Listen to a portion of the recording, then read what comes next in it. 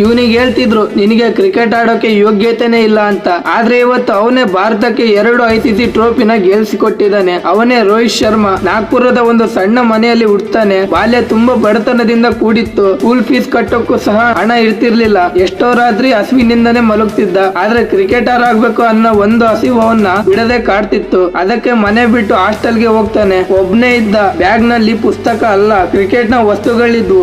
ದಿನ cricket practice ಮಾಡ್ತಿದ್ದ. ಆದ್ರೆ ಪ್ರಾರಂಭದಲ್ಲಿ ಇವನ ಹತ್ರ ಟೆಸ್ಟ್ ಆಡೋಕೆ ಸರಿಯಾದ ಕ್ರಿಕೆಟ್ ನ ಕಿಟ್ ಇರ್ಲಿಲ್ಲ ಅಂತ ಇವನ್ನ ಟೀಮ್ ಇಂದ ಹೊರಗಿಡ್ತಾರೆ. ಆದ್ರೆ ಇವನ ಹಾರ್ಡ್ ವರ್ಕ್ ಇಂದ ಒಂದಿನ ಇಂಡಿಯಾ ಟೀಮ್ ಅಲ್ಲಿ ಆಡೋಕೆ ಚಾನ್ಸ್ ಸಿಗುತ್ತೆ. ಆದ್ರೆ 11ರಲ್ಲಿ ಇರ್ಲಿಲ್ಲ. 2011ರ ವರ್ಲ್ಡ್ ಕಪ್ ಟೀಮ್ ನಲ್ಲೂ ಸ್ಥಾನ ಸಿಗ್ಲಿಲ್ಲ. ಆಗ ಇವನು ತುಂಬಾ ಬೇಜಾರಾಗ್ತಾನೆ. ಆದ್ರೆ ಅವನ ಆಟ ಮಾತ್ರ ಬಿಡ್ಲಿಲ್ಲ. ಅವನ ಆಟನ ಇನ್ನೂ ಇಂಪ್ರೂವ್ ಮಾಡ್ಕೊಂತಾನೆ. ಹಿಂಗೆ ಈ ವ್ಯಕ್ತಿ ಹಾರ್ಡ್ ವರ್ಕ್ ಇಂದ ಒಂದಿನ ಇಂಡಿಯಾ ಟೀಮ್ ನ ನಾಯಕನೂ ಆಗ್ತಾನೆ. ನಾಯಕನಾಗಿ 2024ರ T20 ವಿಶ್ವಕಪ್ ಗೆಲ್ತಾನೆ. ಮತ್ತೆ 2025ರ ಚಾಂಪಿಯನ್ ಟ್ರೋಫಿ ಕೂಡ. ಮತ್ತೆ ವರ್ಲ್ಡ್ ಕಪ್ ನಲ್ಲಿ 5 ಸೆಂಚುರಿ ಮತ್ತೆ ODI ನಲ್ಲಿ 3 ಡಬಲ್ ಸೆಂಚುರಿ ಹೊಡೆದು ವಿಶ್ವ ಕ್ರಿಕೆಟ್ ನಲ್ಲಿ ಹಿಟ್ ಮ್ಯಾನ್ ಎಂದು ಹೆಸರು ತಗೊಂತಾನೆ. 5 IPL ಟ್ರೋಫಿಗಳು, 2 ICC ಟ್ರೋಫಿಗಳನ್ನು ಗೆದ್ದು ವಿಶ್ವ ಕ್ರಿಕೆಟ್ ಗೆ ತಾನೇನು ಅಂತ ಪ್ರೂವ್ ಮಾಡ್ತಾನೆ. ಮತ್ತೆ ಅದೆಷ್ಟೋ ಕೋಟ್ಯಾಂತರ ಅಭಿಮಾನಿಗಳ ಮನಸ್ಸಿನಲ್ಲಿ ನೆಚ್ಚಿನ ಆಟಗಾರ ಆಗಿದ್ದಾನೆ. ಇವರ ಕಥೆಯಿಂದ ನಮಗೆ ಏನ್ ತಿಳಿಯುತ್ತೆ ಅಂದ್ರೆ ಸಕ್ಸಸ್ ಯಾವತ್ತೂ ಹಂಗೆ ಸಿಗಲ್ಲ. ಅದಕ್ಕೆ ಯಾವ ಬ್ಯಾಕ್ ಗ್ರೌಂಡ್ ಕೂಡ ಬೇಕಿಲ್ಲ. ಆದ್ರೆ ನಿಮ್ಮ ಹಾರ್ಡ್ ವರ್ಕ್ ಸಕ್ಸಸ್ಫುಲ್ ಆಗೋಕೆ ತುಂಬಾ ಮುಖ್ಯ ಆಗುತ್ತೆ ಅಂತ.